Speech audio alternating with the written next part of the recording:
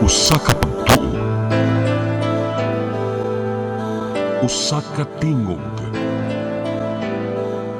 usa ka katawhan.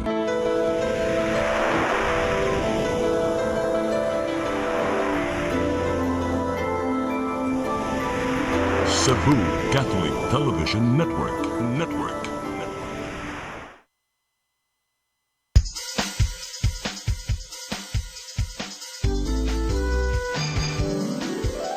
Hello Cebu, maayong buntag. Naksunta ang kahayag nga nagsultit sa matuod, kadagan sa panghita ko. Hello Cebu, maayong buntag Pinoy.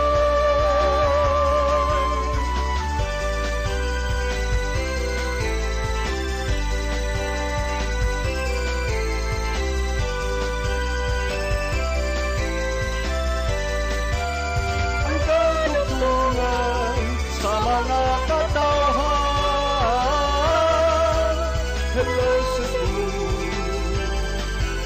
hello Cebu, maayong buntag Pinoy, maayong buntag Pinoy, maayong buntag Pinoy.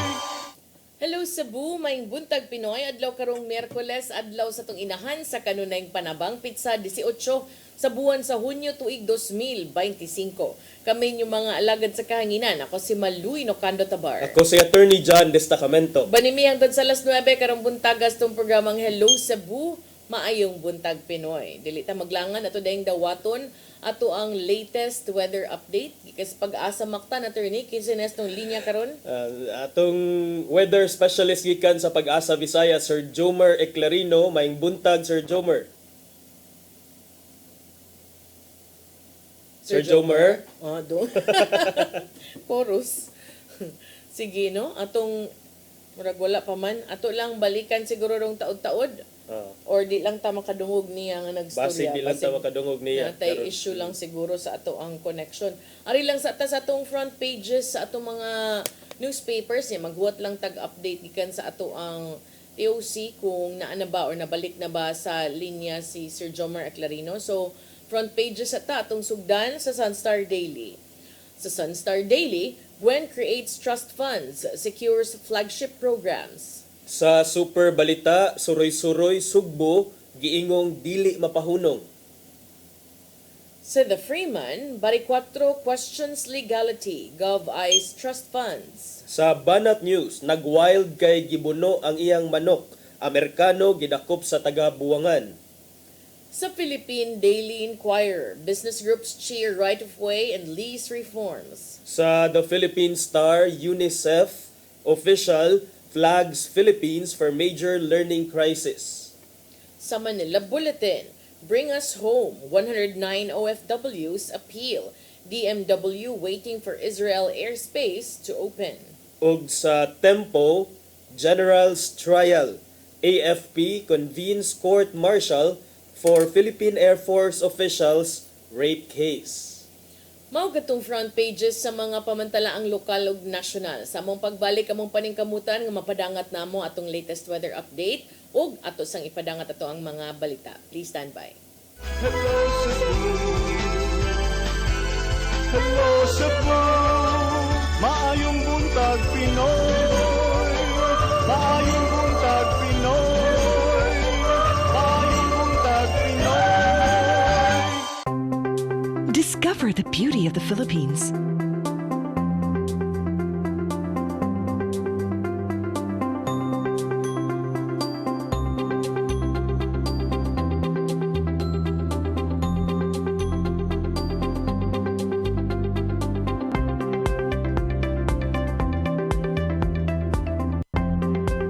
With Philippine Airlines, the country's flag carrier.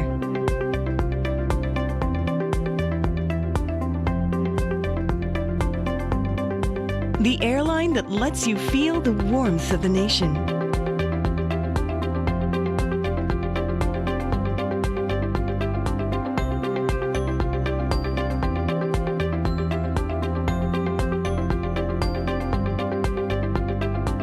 Mabuhay!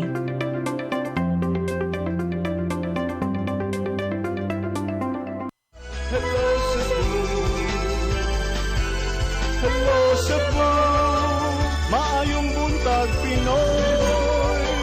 Maayong buntag Pinoy.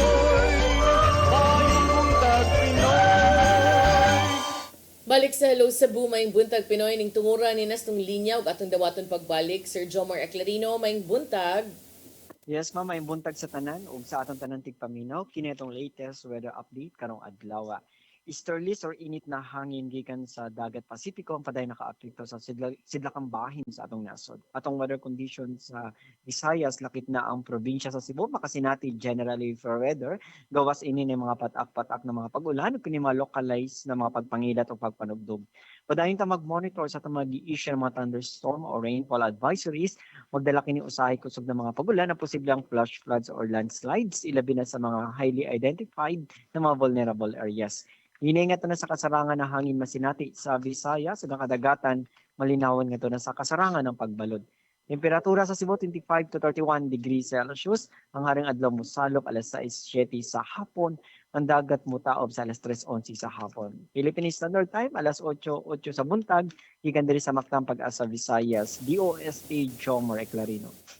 Daghang salamat Sir Jomar Eclarino, maing buntag yung tanan dinas Pag-asa Mactan. Ug karon sa atong mga balita. Nagunas tong mga balita karong buntaga, outgoing Mayor Raymond Alvin Garcia mitataw nga aduna pay igong pundo ang syudad aron swelduhan ang mga empleyado. Kapin 12 bilyones ka pesos ang bank deposit sa city government ug itunol kini ngadto sa umaabot nga administrasyon. Ang kasayuran ihatod ni Gia Navarro. Samtang nga naa pa sa Europe, gitubag ni outgoing Mayor Raymond Alvin Garcia ang nahimong pagkwestiyon sa pipila ka mga tao bahin sa panudlanan sa syudad sa Sugbo.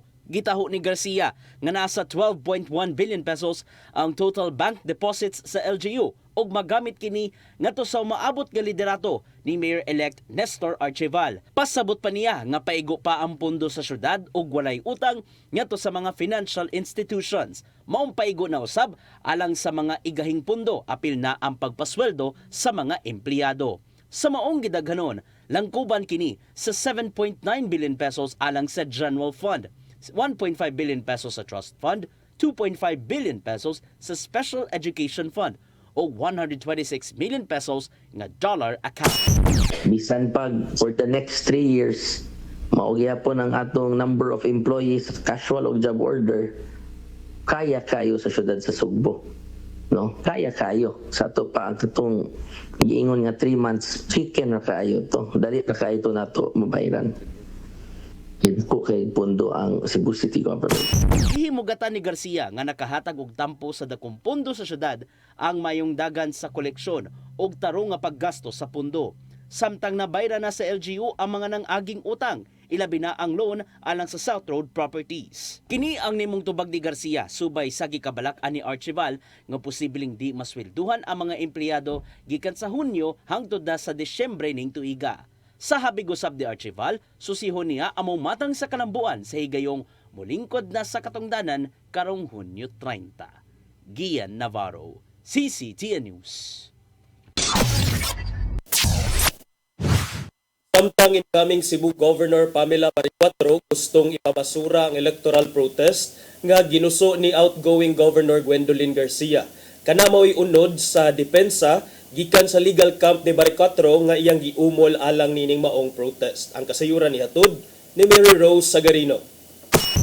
Giduso sa legal team nilang incoming Cebu Governor Pamela Maricuatro nga lehitimo ang ilang tubag sa electoral protest ni outgoing Governor Gwendolyn Garcia ngadto sa uluhang buhatan sa Commission on Elections. Matod sa prefatory statement, gipanawagan nilang Maricuatro nga i-dismiss na lang ang maong protest nga wala nay proceeding sa korte. Gihulagway nilang Maricuatro nga kuwang ang merit sa electoral protest mao angayan na lang nga ibasura. Nakita sa kampo nga usa lang kapag padayag sa gibati ang maong protesta. Makahinumdumang gikwestiyon ni Garcia ang nahimong resulta sa nakalabay nga eleksyon tungod lang sa giingong kakulian nga natala sa mga presinto sa lalawigan ni adtong Mayo 12. Pinaagi sa electoral protest, subayon unta nila kung tinuod ba ang mga resulta bisan sa giingong kakulian sa mga makinang gigamit. Nakadaog ni atong eleksyon si Maricuatro og 1.1 milyon ka mga boto, samtang 700,000 usab ka mga boto ang nakuha ni Garcia. Samtang giilan nila ang electoral protest isip kabahin sa demokrasya, masatagan na lang og pagtagad ni Maricuatro ang mga palisiyang himuon sa probinsya apil na ang pagpalambo sa healthcare system.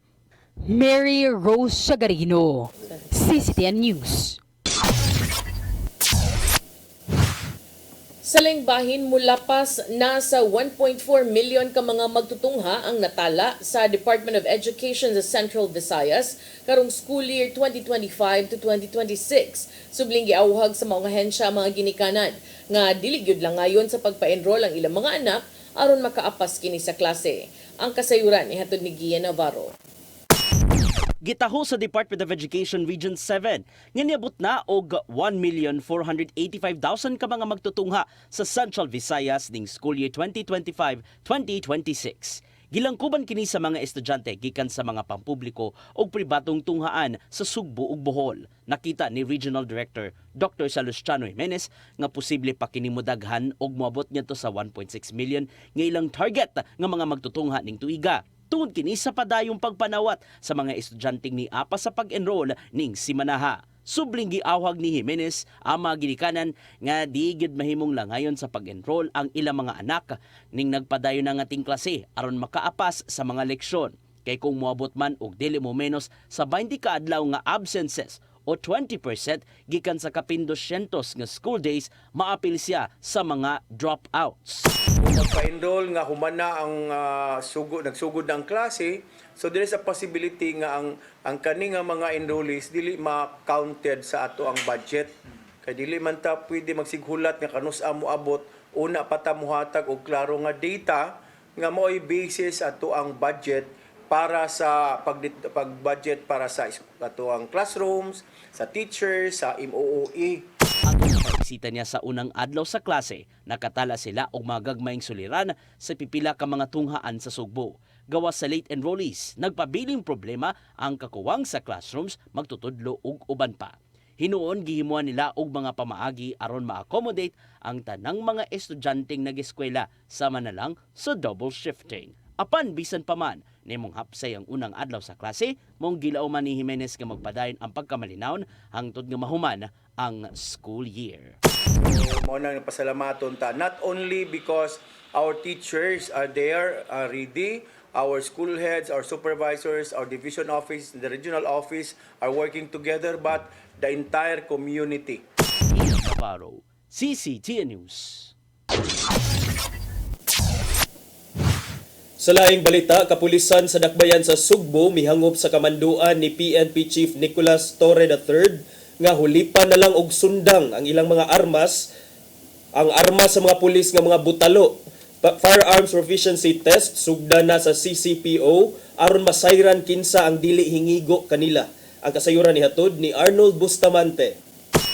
Gihangop sa Cebu City Police Office ang kamanduan sa ilang PNP Chief nga si Police General Nicolas Torre III ngayang pahulipan og sundang ang armas sa mga sakop kung butalo kini sa paggamit sa ilang mga armas. Una na nga mibutyag si Torre ngayang striktong ipatuman ubos sa iyang pamunuan ang Firearm Proficiency Policy. Iyang gibutyag nga gani siya andam mo paubos sa Firearms Proficiency Test ug kung dili siya makapasar niini, muritiro na lang siya sa iyang pagkapulis nga nagpasabot seryoso siya niini. Kini nga palisiya gihangop sa kapulisan sa siyudad sa Sugbo kay alang kang Police Lieutenant Colonel Maria Teresa Magatangay, Deputy City Director for Operations sa CCPO, nga kinahanglan nga ang usa ka pulis bansay sa paggamit siyang armas. Apan kampante sa Magatangay sa kapulisan sa Dakbayan Sugbo tungod kay haniti na kini nga mogamit sa mga armas. Sayod man ta nga ang kapulisan nga Cebu City kani adto pa are really what we call this one firearms proficient, no, and kami anda mo subay no sa mga programa sa ato ang bag-o nga Chief PNP og nalipay mi nga sa iyahang tumong nga pag-ensure nga ang ato ang kapulisan, which is dapat lang man gyud proficient sa ilang mga armas. Gibutyag usab ni Magatangay nga sa pagkakaroon dunay programa gipatuman si Police Colonel Enrique Figueroa nga mao ang 8 keep bullet diin sa 8 ka mga bala kinahanglan nga maigo niya ang ilang target sa 8 ka higayon. Nangandam na sab sila sa himuon nga gun proficiency test ug dako ang pagtuon ni Magatangay nga silang tanan makapasar sa standard nga gipatuman silang bag-ong pangulo sa kapulisan. Giangkon hinuon niya nga dakong hagit sa tanang pulis sa Dakbayan sa Sugbo ang pagpraktis sa paggamit sa mga armas tungod sa kamahal na sa presyo sa bala niini.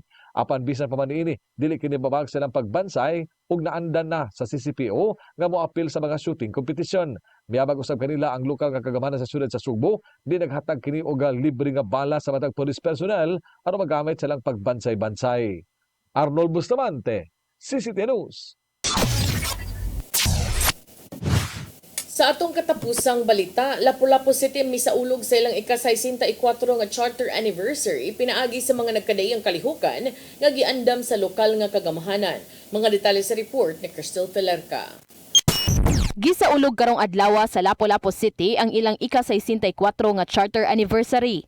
Alas 8 kaganihang buntag, adunay gipahigayon nga programa sa Hoops Dome nga gitambungan sa mga opisyales sa dakbayan, mga department heads, barangay officials ug mga empleyado sa City Hall. Nitambong usab si Department of Tourism Regional Director Judy Gabato ug Department of Education Regional Director Salustiano Jimenez. Sa mensahe nga gipadangat ni Mayor Junard Hongchan, gisaysay niya ang mga kalambuan nga nakabot sa dakbayan sa nanglabay nga mga katuigan.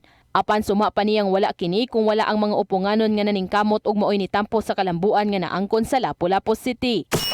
But beyond the progress in infrastructures or booming local economy, our real achievements lies in the strength of our people, hardworking, compassionate, and united. Tungod niini, gihatagan og pasidungog ang mga empleyado nga pila ka tuig nang nagserbisyo sa publiko. Gipasidunggan usab ang 5 ka mga barangay nga National Passers Seal of Good Local Governance. Samtang sa mensahe ni Congresswoman Maria Cynthia Cindy King Chan, mipasalig siya nga sa iya unyang paglingkod isip mayor magpadayon ang kalambuan sa dakbayan. On the occasion of our 64th Charter Anniversary, we renew our commitment to uplift the lives of our fellow Opuhanams. We will continue to work for progress for all sectors, from our city center down to our remotest barangay islands. Sa pagtapos sa programa, gidawat usab sa Magtiayong Chan ang Outstanding Public Servant Award gikan sa RP Mission and Development Foundation Incorporated. Niadtong June 17, 1961, sa dihang nahimong Lapu-Lapu City ang lungsod sa Upon, pinaagi sa Republic Act 3134. Gideklarar usab sa Malacañang nga special non-working holiday karong adlaw sa dakbayan subay sa mong selebrasyon pinaagi sa Proclamation No. 897 nga pinirmahan ni Executive Secretary Lucas Bersamin niadtong Mayo 9. Subay sa pagselebrar sa Charter Day, adunay gipahigayon nga local ug overseas job fair karong adlaw, samtang karong gabii adunay ipahigayon nga kaabag Charter Day concert sa Hoops Dome ug ang special guest mao ang OPM band nga AGs. Crystal Joy Felerca, CCTN News. Mao gitong mga balita nga nahipo sa itong kaubanan sa CCTN News and Public Affairs Team. Inyo katong nakita kagapon sa itong mga balita sa Sairi 47. Unya, attorney na pamantay igo-igong oras. Atong sugdan ato ang diskusyon, no? Kabahin aning ongoing nga mga development sa kapulisan, ubay-ubay. In fact, kaganina katay mong balita butalo, unsa man ang butalo kanang daghan man kay ning terms. Daghan man kay ning terms ang Bisaya gud nga kanang walay direct or specific nga translations. May kag unsa man ang butalo, banga. Oh, banga. Or kanang unsa man na kanang bulayog, lahi pud ng bulayog, di ba? Sa mangyod. Oh, sige. So butalo gani mo intag banga dili hingigo, di makaigo kay naghisgot naman to ang report ni report Sir ni Arnold nga mag-proficiency test sila sa pagpamusil, no? So, well, tinuod, there are some policemen I know nga ang strength nila, makakita ka, makadungog ka, shooter na, meaning sharp shooter na siya. So, kung pinaspasay, like kato si Dumpit, known to siya. Anhing Adonis Dumpit. Sharp shooter mo kuno. Known to siya nga hingigo gyud. Anya, paspas og kamot ba. So, kanang ang uban dili siguro na mo lang skill na may uban pud nga moingon sad ka nga kana may ka na nga investigador. So it does not necessarily follow na if you're good in investigating, you're also good at shooting. Di pwede kay wala may perfect nga kuan, di ba? Marksmanship man siguro ang tawag ana. Yeah. O daghang mga area sa ilahang trabaho nga pwede ka mo excel. So kung asa ka murag nahanas-hanas kung unsa imong linyada basig diha sad ka mo excel. So pananglitan kung hingigo gyud ka, meaning dili ka butalo, dili sad maay siguro ibutang kag office work. Kay hingigo man ka field gyud ka, di ba? Parehas na sad nga kung ikaw kanang di sa kahingigo ay type lang ka diri kuan, ikaw lang in charge of blatter siguro unsa ba? Lain-lain depende no. So kana part na sa mga bag-ong development sa kang Torre nga primero adto police visibility. Unya karon kana na sang mga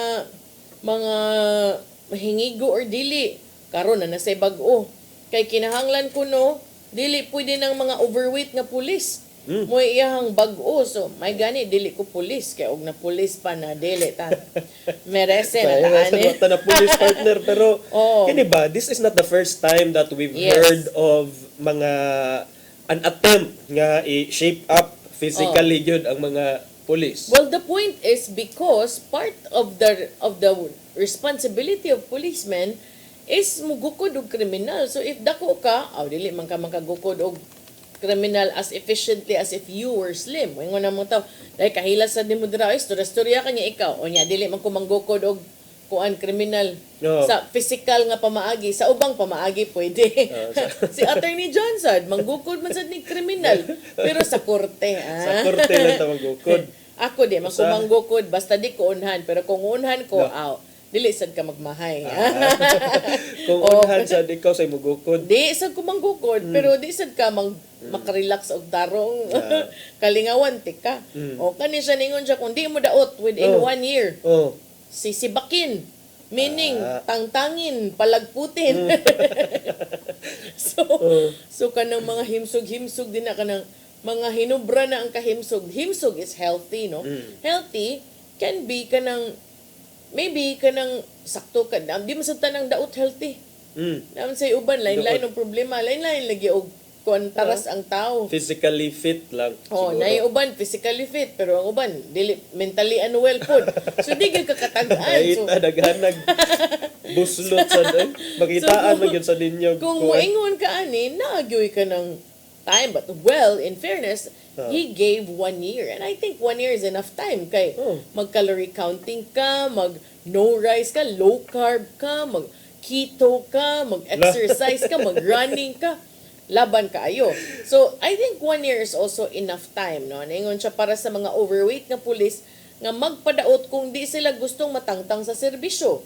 Matod ni Torre ang pagka-physically fit, usa sa mga pangunahing katangian na dapat taglayin ng mga pulis. Kay gitagalog man niya. Tinagalig mo pala, partner. Para hindi ka mahirapan sa kalisod. Pero naingon siya, ang kanya ko nung pagkakaayo ko sa imong panglawas, mo ko na yung nag-una nga gikinahanglan nga angay makita sa usa ka pulis.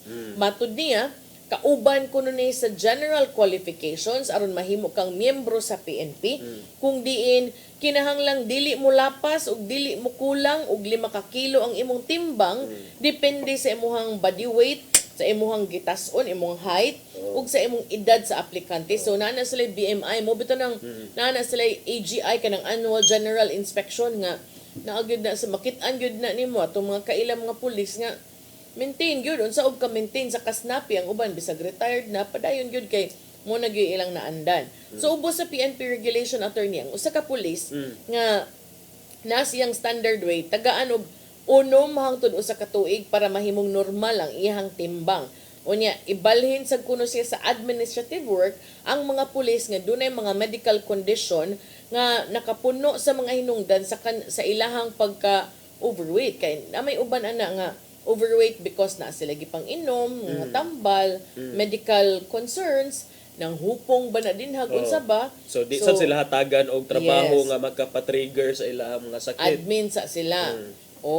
Unya, una nang bahin giingon ni Torre nga dili kuno mahimong ma-promote o mag-schooling ang usa ka overweight nga pulis ug mahimo pa silang mataktak sa serbisyo kung di nila makabot ang ilahang body weight. So kanang mga kuan palit na mo timbangan nga mo measure sa inyong BMI ug sa uban pa kay barato raman tag 1,000 ka pin. Makadumdum ko ani partner kining kung magisgot ta og kining mga body weight kay ang uban mo ingon nga that you are discriminating against those who are overweight pero ganina imong gi-explain nga necessary siya alang sa pag-dispense ilang trabaho kay that's important. Di man ka call center nga tingog puhunan. Di man ka ingon nga kanang DJ ka nga bahalag mag-unsa ka din ha basta kay imong tingog nindot, dili man siya ingon ana. No. So muna welcome development unya dayon kining mo lagi to no da ubay-ubay na ay 5-minute response time, na ay more police visibility, and then Healthier policemen on the healthier road. policemen, yes. So ubay-ubay nya. Speaking about aning police visibility, partner, dunay official statement nga gipagawas ang CCPO in response atong nahimo nga reports na nigawas sa The Freeman agi atong pag-open during the opening of the classes. June 16. Pag-abli sa klase, dunay report ang The Freeman with picture nga ilahang giingon nga ang ilahang post as of 7:02 a.m. base sa ilahang reporter nga wa pay pulis dito bisan pa man sa giingon nga 5-minute response o pag-assign sa kapulisan dito sa mga nagkalain-laing tunghaan 7:02 wala pa kuno pulis. Medyo nasilo ang CCPO ani, pero kung imong basihan ang pagbutyag sa reporter, doon na pa'y hulagway, doon na pa'y timestamp, na siya gawa sa eskwelahan alas City, sa diyang busy ng abot-abot sa mga estudyante, mga ginikanan, paghuman, ang post, 7:02, nagsugod og kadaghan ang mga tao, nanood ang mga reporter sa eskwelahan, nakig-istorya sa mga pipila ka mga individual, lakip na ginikanan, maestra, security guard, why bisan usa niingon nga nakakita sila pulis nga naka-standby sa gawas adtong mga orasa. Alas 7 Gs, nigawas siya sa eskwelahan, nituyok siya sa area, nangitag kapulisan to interview, wala. Nabalik siya sa eskwelahan og nagpabilin nga tuhang tud alas 8:03, wala kuno. Bisan kuno ang despite kuno ani nga iyang paningkamot, walay naka-uniforme nga opisyal sa kapulisan ang nakita diha sa dapit atol sa mga higayon nga didto siya sa lugar. So, ang Freeman ni post ani ang CCPO medyo nipalag nasilo sila kay nganong ingon ana unya daghan ang mga reactions ng gawas kay mura man kunog ka ng nanakunoy threat nga gihimo. So kining sa CCPO ilang statement niingon sila that CCPO Cebu City Police Office strongly refutes the false and misleading claims made by Mr. Nicholas John Malaga, ang reporter ni, in a Facebook post published via The Freeman itong Hunyo 16. Ang maong post nagtumbok nga walay police presence nga nakitaan sa City Central Elementary School. Ipakita na to Del, kato akong gi-share sa GC Del, katong naay Freeman na gisuwat nga statement of Cebu City Police Office aron makakita sila nga naa sa giluwatan nga statement. Matud pa nga way presensya sa kapulisan nga namatikdan sa City Central Elementary School atol sa pagbukas sa klase ug kini matud pa an assertion katong usadel katong naisuwat sa ibabaw statement o kana perfect Del, dagang salamat Del. O an assertion kuno nga inaccurate. So mo inaccurate attorney dili tinuod and undermines unfounded the dedicated effort kuno of law enforcement officers deployed citywide. Agi kunog tubag o contrary to these quote-unquote unfounded allegations, ang CCPO ubos sa leadership ni Police Colonel Figueroa malampuson kuno ni patuman sa ligtas balik eskwela security and traffic management plan sa wa pang pagbukas sa tunghaan. Nearly 900 police personnel sa CCPO ug various units matud pa sa Pier 07 gipakatap aron pagsiguro nga safe and secure ang mga tinun-an, ang mga maestra, ang mga school personnel across Cebu City. Naana sila gipangbutang 55 ka police assistance desk, 238 ka mobile patrol, 556 ka personnel sa CCPO, apil na ang foot patrol. Sa City Central Elementary ug mga silingan nga mga tunghaan kay mao man ang eskwelahan nga gitumbok sa report ang City Central. Kana kuno nga area City Central, Abeliana, Kamputaw Elementary School ngano naabot man tag Kamputaw dito sa unahan naman ni Escarrio naman ni. Apil ko no. Sige, mo may ilang statement. Visible and proactive police presence was ensured under the direct supervision of Police Major Mark Eric Papong, Acting Station Commander of Police Station 2 or Fuente Police Station. Abeliana. Abeliana na day na sila karon diha atbang sa Pier 07. Agi kunog suporta sa National Oplan Balik Eskwela nga initiative nagpakatap sa kuno sila information, education and communication materials to raise student awareness and promote school safety.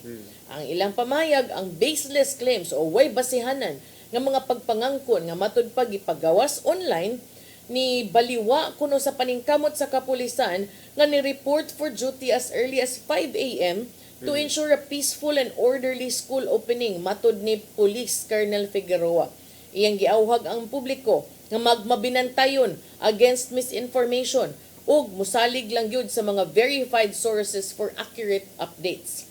Ang CCPO matud pa kasamtangang nag-evaluate og potential legal action batok ni Mr. Malaga kay matud pa nagpakatap og dili tinuod nga kasayuran nga dunay intensyon nga gubon o dauton ang reputasyon sa police force ug maapektuhan ang pagsalig sa publiko. Padayon kuno silang nagmagahi sa ilahang baruganan nga ipatigbabaw ang kamatuoran, bantayan ang kaluwasan sa publiko ug mga lagad nga adunay integridad. Ang publiko matud pa giawhag nga mo verify sa information before sharing and to continue supporting efforts towards a safer and more secure Cebu City. Sa bagong Pilipinas, ang gusto ng pulis, ligtas ka. Pero ang pangutana, diin mo anang mga orasa. Because it could be partner nga sakto ning, of course, it could be nga ang mga gipangsulti sa kapulisan there is ilang official statement sakto to no nga na mga police assistance desk. But we cannot also discount the fact nga ang reporter ni cover man good at that time. So it could be nga pili lang duha puro sakto. So Pwede. karon pwede. Karon ang Freeman may pagawa sa og official statement. Unsa Ang may mga statement editors. sa Freeman Bay as a former editor basahon sa DB. As a former editor of the Freeman and as the former teacher, instructor ani ni Nicholas John Malaga kay product imo daling estudyante. Ako ani siyang estudyante gikan sa Cebu okay. Normal University ug unya usa sa ni siya sa mga nakadawat sa best or most outstanding interns kay akong pagkahibaw diha ni siya nag-intern sa Freeman niya ni graduate siya last school year lang, fresh graduate. So one of his very first assignments katong opening of classes ni adtong June 16. So, ang Freeman, miluwat sa og pamahayag kagahapon, miingon nga ilang nakita nga ang hard work sa ato ang mga kapulisano, especially during these times nga during the school opening, nya nakasabot ko no sila sa effort nga Gihimo sa kapulisan. Gihimo sa kapulisan, labi na sa pag-deploy og mga personnel. Nakasabot ko no sila ninyo, pero nibarog sad kung nibarog mo sa inyo ang trabaho, nibarog mo sad ang Freeman silang reporter. Barog sad ang Freeman sa ilang reporter. Unya na may ebidensya attorney kana may timestamp. Unsay pasabot ang timestamp? Kanang oras nga makita nimo kung kanus gikuha ang hulagway. So, kuan man na siya, ma-verify man sad nimo kay ma-check man nimo ang cellphone, especially kung wala gi-delete. So, it can be used also to show nga at that very time walay mga police. But thankful lang tanong nga wala ra say nahitabo nga any untoward or security emergency at that time. I think that's more important.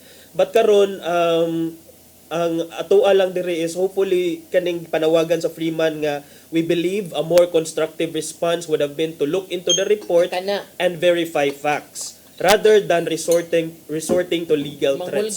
Manghulga lang in town kay kining bataa in town gikan sa ni sa probinsya na ay mga pangandoy sa iyang kaugalingon o sa iyang pamilya kay wala produkto ba yan ni siya sa mga state university. So wala ni siya nagdako nga dato na ni siya gusto mahitabo sa iyang kuan, sa iyang kinabuhi, and I think he is a summa if not a magna cum laude graduate. So matod sa Freeman nga a healthy democracy benefits when institutions and the press work together in the spirit of transparency and accountability. Karon akong pangutana attorney, asa man mo dapig ani ang Defense and PNP Press Corps? Ari ba sila mo dapig sa kapulisan or ilabang barugan ang ilang pagkasakop sa media ug mo issue ba silang statement agig depensa aning bataa? Kay para nako manggod kanang moingon ta og legal para nako kung ako'y nanaon ba ingnon gyud ta mo nga sige ikiha ko pero di sad ta mo undangan bahalag pulis mo ngano man wa man tay problema no daghan man tag mga amigo nga pulis daghan tag mga kailang nga pulis pero dili ingon ani ang appropriate I think no nga pamaagi personally para nako dili nimo ay insakto nga pag-address sa issue. Pwede man gud mo maingon ato ng tan-awon ngano man inyong ihadlok unya inyong pang i-accuse og misinformation. Do you also have the proof? Kay niingon man mo nga ang kapulisan Adto lang sa mga verified channels kuno niingon sila. So what are you trying to say? If you have the capacity to file charges, well, unsay point ani nga moing kag gusto ng pulis ligtas ka. Gusto ng pulis nga safer and more secure Cebu City. Aren't we all working towards the same thing? Isn't this also the point of the post? Because you keep saying nga to serve and protect, who are you serving and who are you protecting if in the photos you weren't there? Pangutana ra na ha, and you can file a legal action against me Giklaro if that's an issue. Giklaro sa Freeman partner nga walay intention to malign or discredit their deployment efforts kay possibly ang permi nga ahente man gyud ning mga journalists sa kining libel cases. So ang iingon diha kay naa kunoy intent to sige, i-prove. dishonor, intent kuno nga dauton ang imong reputasyon, but unsa man sa intent aning fresh graduate, first on the job, wala na ilhan. That's something that they will also be proving sad, no? Kay burden of proof lies on the accuser man. Dili man ko abogado, si attorney may abogado, pero kay bawo ko nga kung mamasangil ka, imuha ng responsibilidad nga mo pakita kag ebidensya. Karon, akong pangutana, gipakitaan man mo sa reporter ug sa The Freeman ug timestamps. Ngano man nga di mo katubag ug diin man mo anang arasa.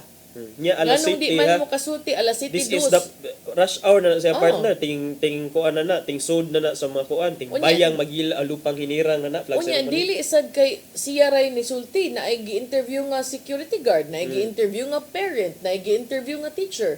So ang pangutana, instead of threatening people nga mo file mo legal action kay nagpakitag picture nga wa mo, asa mo anang panahona. Ambot kinsa paroy president sa Cebu Federation of Beat Journalists or sa Si Arnold. Sir Arnold. Onya, siya sad ang presidente sa DEP. Siya sad sa So DEP. I think this is something that DEP should also take a stand on. Kay because namang kuan man threat. ta, defense and PNP press corps man ta. Dili man ta PIO sa pulis. So para nako kaning gibuhat nga statement, trabaho ni sa PIOs ka pulisan, well and good, but shouldn't we also take a stand like we did on other issues? Yeah, for the reporter. And in fairness again, sa side sa mga police, it could also be nga tinuod tong mga doon na 55 ka mga police assistance desk. Sige, But tinuod. Kay di ba nagkuan bago pagayta nag-ingon nga kanang mas muuyon ko og mga random people that we don't know posting on social media about your response time than people nga kanang isag mga kaila tanan no kanang mga member sa PNP press corps kaila man ta na nila tanan but di man na malikayan good nga magka-friends mo sa imong sources, di ba? So para kuan lang clear lang gyud. Ako wag gyud koy problema sa statement sa CCPO attorney. Walang ko nakauyon nga ni diretso lang tag-ingon nga misinformation, kana bang kay kabam gud ta ang Freeman kano sa bagud taon ta ng release og fake news.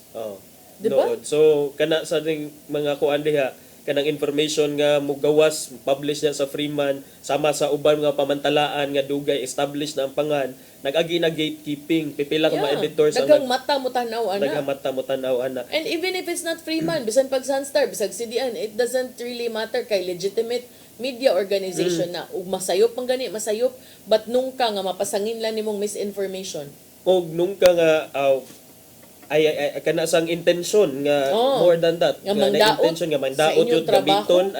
I don't think nga mulapos na especially kay daghan kay mga tao mag-handle sa istorya before siya mugawas. So hinaot lang unta partner nga dili lang mo escalate nga naalay dialogue as the Freeman said, open man sad sila sa dialogue, both parties tan-awon. And it's not a matter of media versus police because para nako dapat magpartner ang duha, but not to a point, but there should still be a boundary kay katong i-mention nimo. Usahay na mga reporters mga kalimot nga ang ilang trabaho is not to report the truth, not to report good news lang yun about the PNP. So kana nya partner unsa man diretso break sa data oy. Ikaw man good attorney break sa ta kay muhog magud siya tulo ka different stories all about the police. So mo break sa mi balik mi once pipila ka pahinumdum, please stand by. Hello Cebu, hello Cebu, maayong buntag. buntag Pinoy. Maayong buntag Pinoy. Maayong buntag Pinoy. Discover the beauty of the Philippines.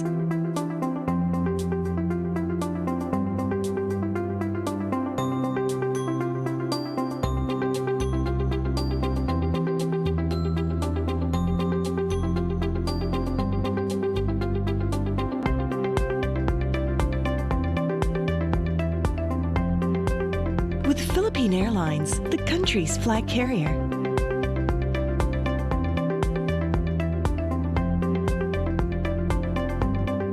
The airline that lets you feel the warmth of the nation.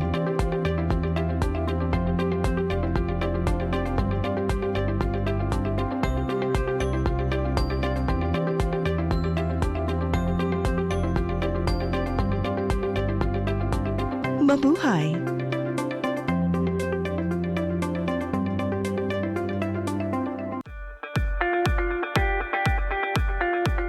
Congratulations! Nunito Tatay Dodong A. Lemchua, awarded as Cable TV Maverick, Father of Cable TV in the Philippines, given by Philippine Cable and Telecommunications Association Incorporated, PCTA, from Phil Products Group of Companies.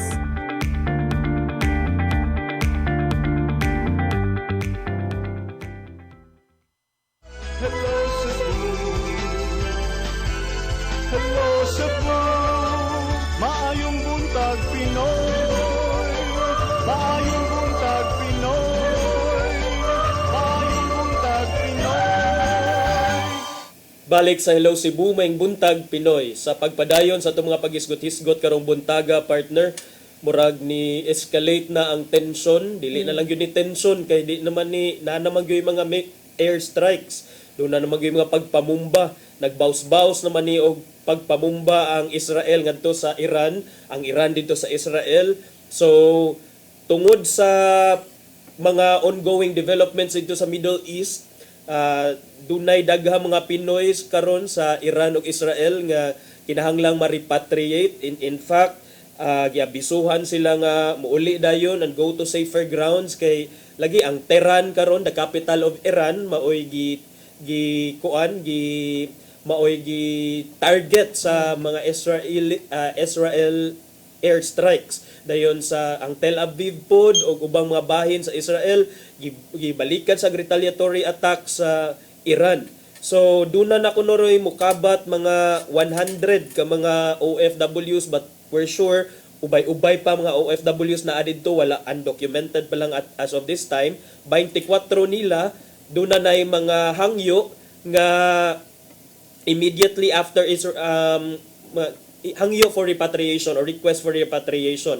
Mao na ang giingon ni Migrant Workers Secretary Hans Kakdak. Inyo makita karon mao na ang gikan sa Iran State News Agency diin nag-broadcast sila sa ilang studio didto nya kini siyang anchor kalit gibumbahan ng ilang state news agency nga network usa sa mga naigo sa pagpamumba. So in-ana ka-dire ang situation didto nya karon aside sa mga aside sa kuan partner sa welfare sa mga OFWs nga naa didto, usa sad ani nga atong gitan-aw is ang epekto since naa man ni sa Middle East, and we know for a fact atong gasolina, atong ang main source sa ato ang gasolina dinhi krudo gikan sa Middle East. So ang administrasyon karon ang Malacañang siguro nga na ay mga measures in place aron ma-prevent or ma-caution ang impact sa rising global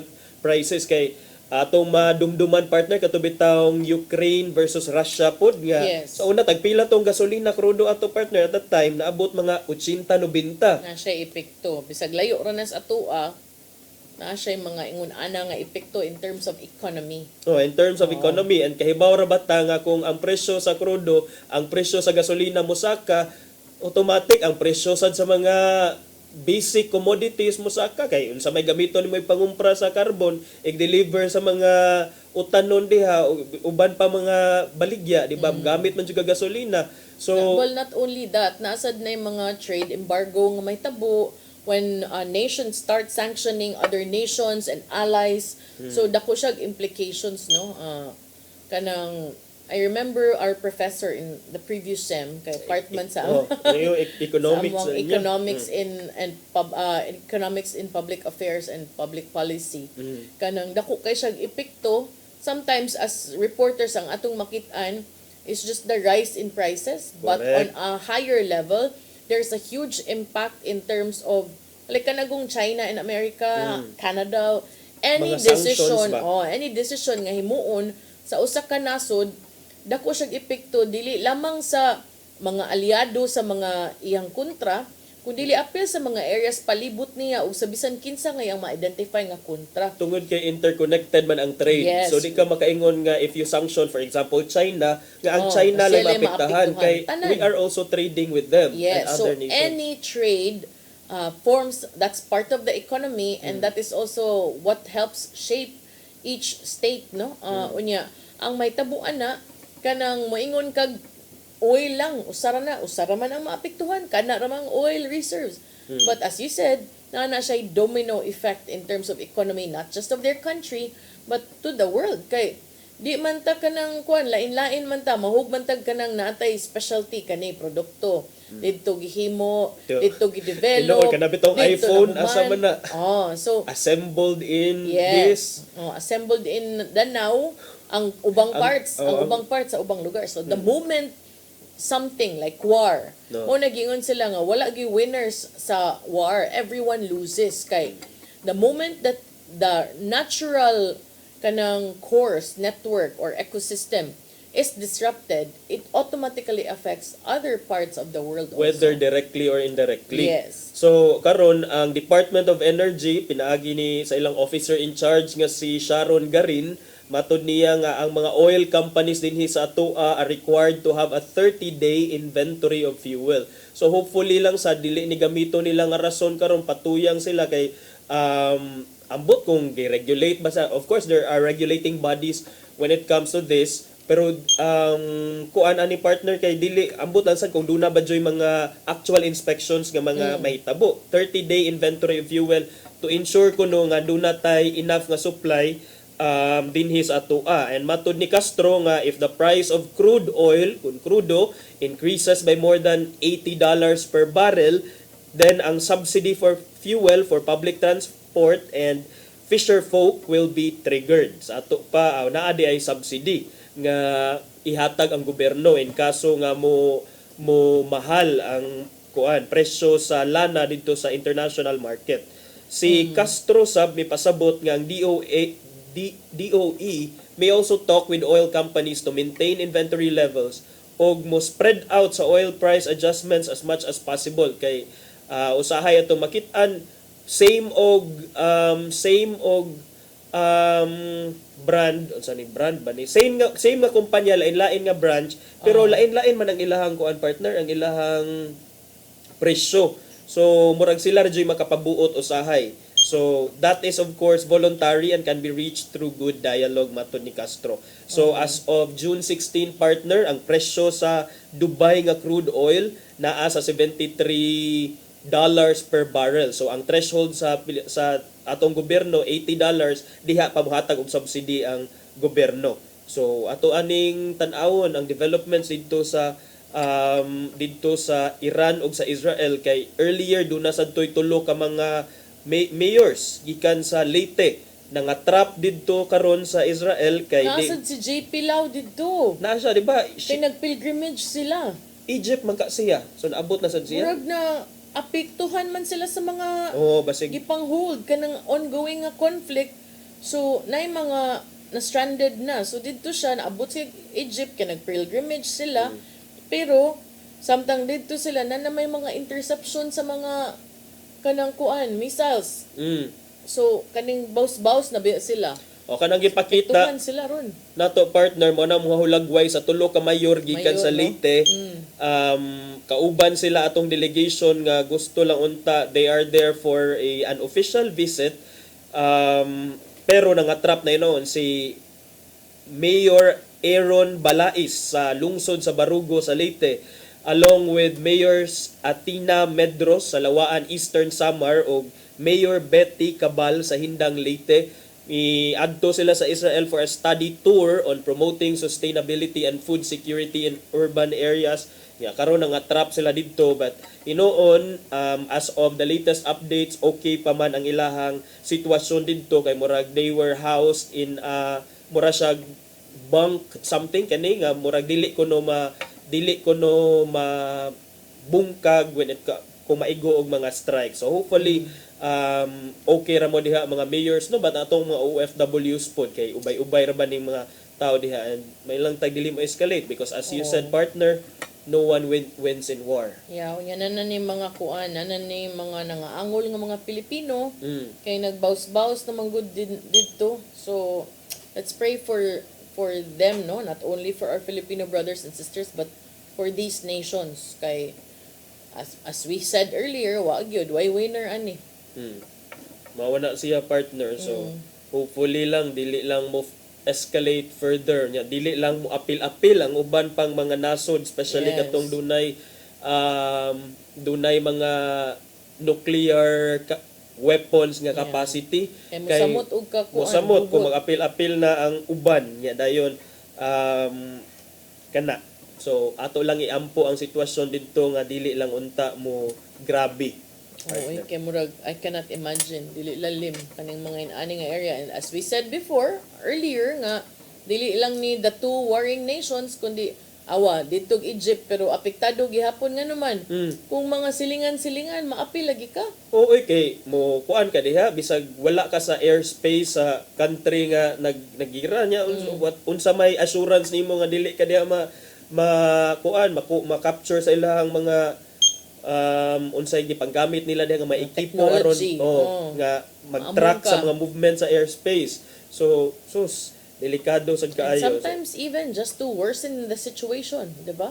Just to worsen the situation. So dili siya lalim. So let's pray for the world and especially also for our mga na-stranded nga mga kaigsuunan. Kunya wala naman tay oras, attorney. Wala na din. Sang ipadangat ang giandam ni Tatay Dodong ani ang pulong kinabuhi.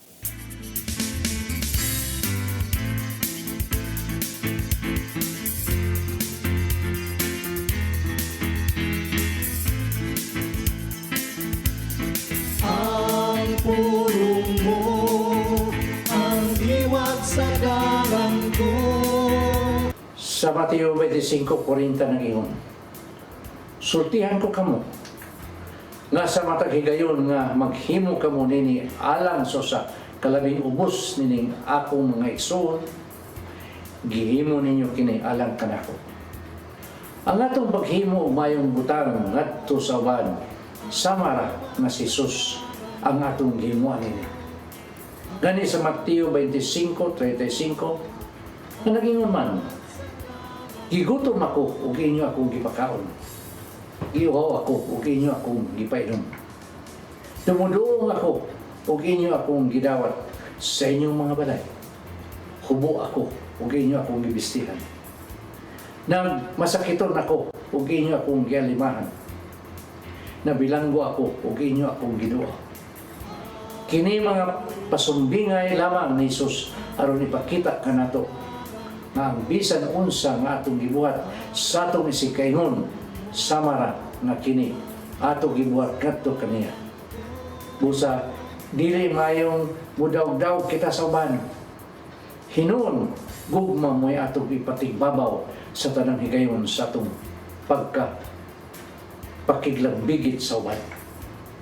Dunay mga tao nga ganahan kayo mutabang og muhatag og serbisyo, labi na kung ang ilang ngalan ipahibaw. Kining bahina mo'y angay natong bantayan. Dili ang imong gihimong aksyon ang minungdanon alang sa Ginoo. Hinuon ang iyang gitanaw mo ang disposisyon sa imong kasing-kasing sa dihang mitabang ka. May suon, mao kini ang pulong nga maghatag og giya sa atong kinabuhi. Magampo kita. Nagitong amahan, ang imong gihimo nga paghatag sa imong gugma nga way sukod alang kanang tanan mo'y angay nga mong sundon. Himuang malumo ang among kasing-kasing sama sa imong kasing-kasing aron kini mapuno sa gugma o mapaambit na mo kini dito sa uwan. Amen. Sa samahan sa anak sa Espiritu Santo. Ang pulong mo, ang diwat sa ko. Pulong og kinabuhi ni Tatay Dodong Limchua mo nagtapos sa atong tulumanon. Dagang salamat sa Philippine Airlines. Thank you Archbishop Jose Palma, Nanay Diana Limchua ug Tatay Dodong Limchua. Thank you, Sir Dennis Tabar, to mga kaubanan sa TOC, Sir Robert, Miss Inday, Sir Matmat, Miss Mabel, Miss Joanne. Sir Michael, Sir Rodel, Sir Raymond ug Sir Ferdy. Salamat. Salamat sa inyong pagpakig-uban. Unya, mananghid ko daan. I will not be available. I will not be Pananghid yun. present from today Ipangitao na badjug kanila. Wow. As if. From today until Monday, dili sa ko makauban. Murag wala sad ka, no? Sad ko, pero ugma So, naapa ko. Napaka tomorrow? Nanakoy clearance kang cap. Yun siya nga, okay. okay ra mo duty, okay ra di. Sige, mo duty lang ko. Kay, Gabi yung dedication. Makaingon ta. Kay- Kay ihatod siya ni Ferdy nga to sa naa siya'y mga Tahas. kaganapan. Naa siya'y mga tumanon nga mga mission diri sa ato ang kuan. Alam na this. Oo. So, wala do ko. Sige, naara si Ferdy. Si Ferdy ra mo atiman ninyo. Salamat sa inyong pagpakig-uban. Ako si Maluy na Kando Tabar. si Attorney John Destacamento. See you tomorrow. Ikaw lang sa anong programang Hello Cebu. Mayong Buntag, Pinoy. God bless us all.